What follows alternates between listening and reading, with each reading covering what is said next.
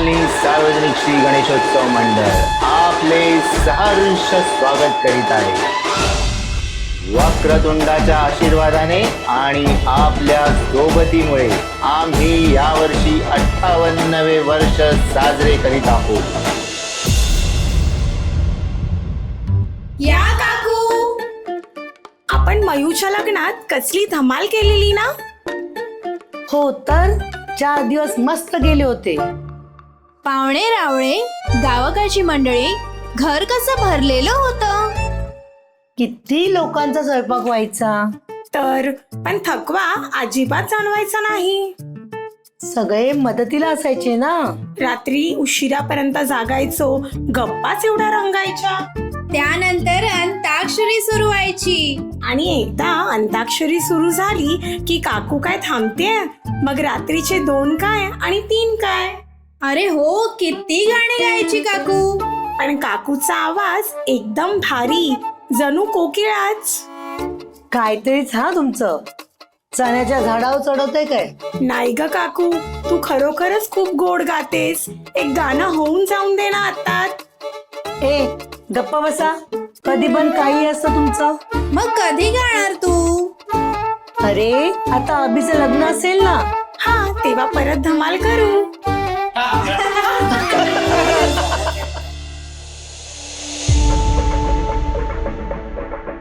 अरे चतुर्थी जवळ आली आता. हो ना काका, काय पटकन वर्ष गेलं ना. उरलेले दिवस पण पटकन जातील. यावर्षी सजावट काय करायची. सजावट पर्यावरणपूरक करायची. थर्माकोल बिलकुल वापरायचं नाही. हो, आपली मूर्ती पर्यावरणपूरक असते, मग सगळं पर्यावरणपूरकच करूया. अगदी विसर्जन पण कृत्रिम तलावात करू.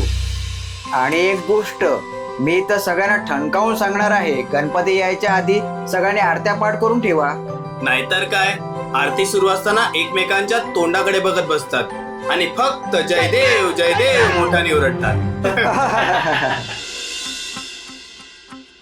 विघ्नेश, तू कालची मॅच बघितलीस काय. हो ना, काय खेळला ना सचिन, एकदम मास्टर ब्लास्टर. अरे ओ, मी तर त्याचा फॅनच आहे. मी पण. सचिनचा खेळ बघायला मजा येते. मी तर सचिन खेळत असतो तोपर्यंत मॅच बघतो. तो आउट झाला की मी जातो खेळायला. हो, मी पण. ए रे पावसा, तुला देतो पैसा. पैसा झाला खोटा, पाऊस आला मोठा. एक ग सरी माझे मडके भरी. सर आली धावून, मडके गेले वाहून. सर म्हणजे काय. सर म्हणजे पावसाची सर. म्हणजे अगं पाऊस पडतो ना, त्याला पावसाची सर म्हणतात. कळलं. हा, आजी पाऊस का पडतो.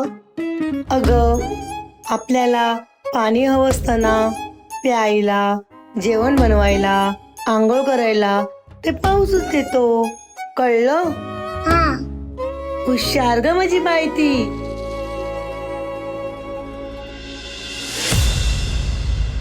काय मंडळी, कसं वाटलं हे दृश्य. मस्त ना.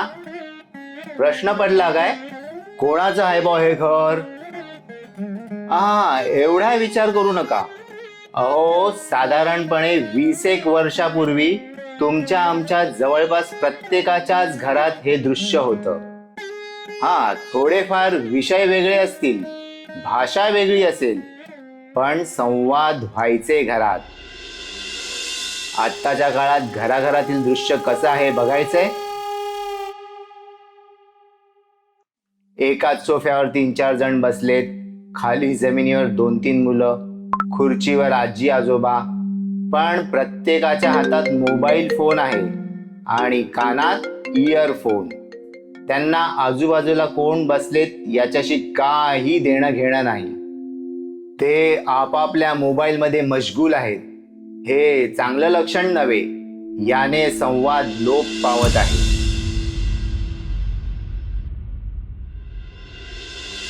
हल्ली घराघरातली चित्र आहे. नवरा बायको एकाच दिवाणावर बसलेत, पण आपापल्या आवडत्या रील बघण्यात मग्न. म्हणजेच पती पत्नी मधील संवाद हरवतोय.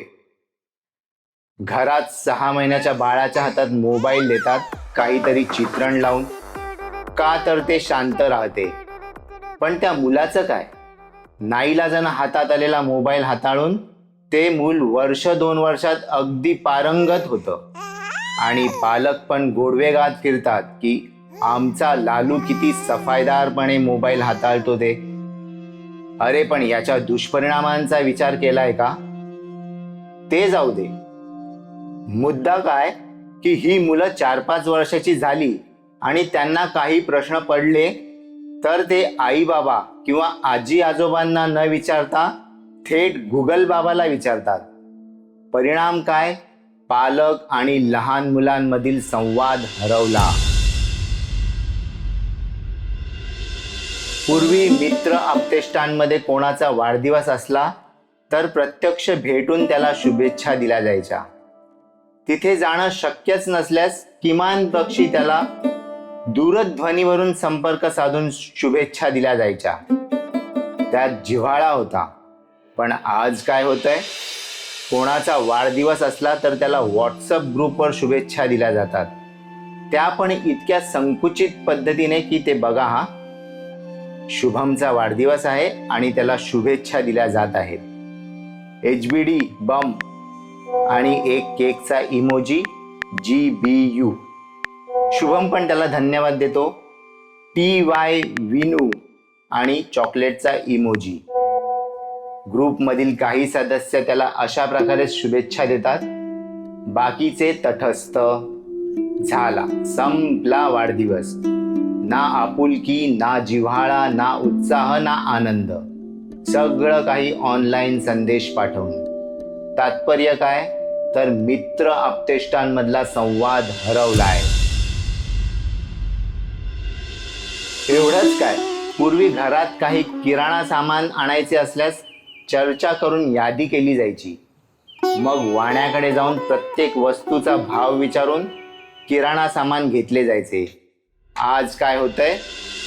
आपण सामान आणण्यासाठी थेट सुपरमार्केटमध्ये जातो. हव्या असलेल्या वस्तू बास्केटमध्ये भरतो. बिलिंग काउंटरवर बारकोड स्कॅन करून बिल बनतं. आपण ऑनलाईन पैसे भरून सामान घरी घेऊन येतो. सगळं कसं मुकेपणाने. आता तर त्याही पुढे जाऊन एखाद्या ॲपवरून सामान घरपोच मागवलं जाते. तसंच काहीसं आपल्याला कुठे जायचे असल्यास आपण एखाद्या ॲपवरून रिक्षा किंवा कॅब ठरवतो. ते वाहन 5 मिनिटात आपल्याला घ्यायला येतं. तो गुगल मॅपवर आपल्याला जायचं ठिकाण टाकतो आणि थेट नियोजित ठिकाणी सोडतो. संवाद शून्य. पूर्वीसारखं डावीकडे घे, उजवीकडे घे, संपलं. तात्पर्य काय? आपल्या दैनंदिन व्यवहारातला संवाद हरवलाय.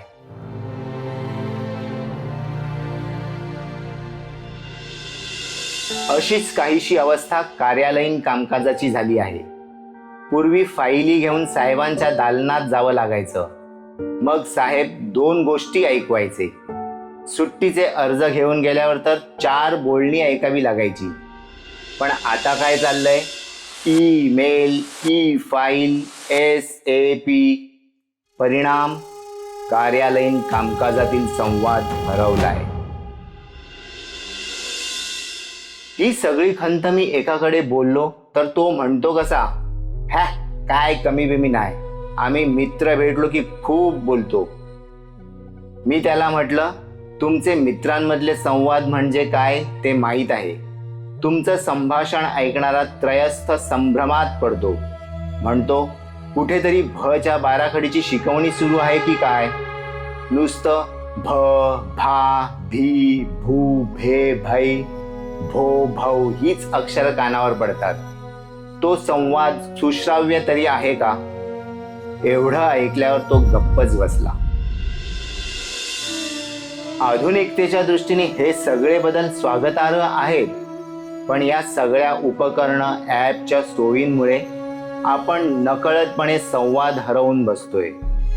पहा ना, अगदी 10-15 वर्षात किती फरक पडलाय तो. आता तर संवाद साधणं लोकांना जड वाटू लागले आणि यामुळेच मानसिक ताण वाढत आहे. त्याचे पर्यावसन गंभीर आजारात होत आहे आणि क्वचित प्रसंगी आत्महत्या सुद्धा होत आहेत.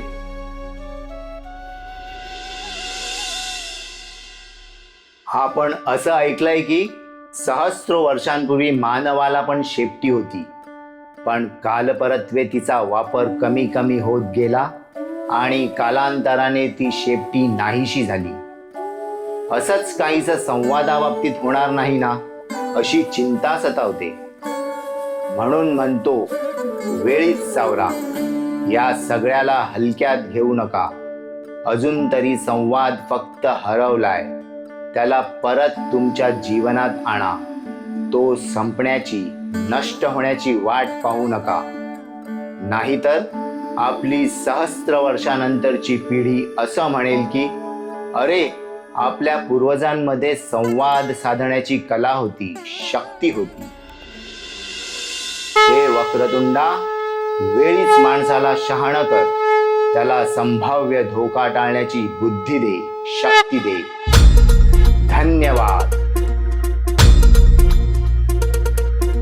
ही धरती हे अंबर तुझे गुण गाती, हे तारे हे वारे तुझे नाम घेती. ही धरती हे अंबर तुझे गुण गाती, हे तारे हे वारे तुझे नाम घेती. विश्वाचा पालक तू, नायक गणांचा, गुणातीत गुणमय तू, गुरु ज्ञानदाता. विश्वाचा पालक तू, नायक गणांचा, गुणातीत गुणमय तू, गुरु ज्ञानदाता.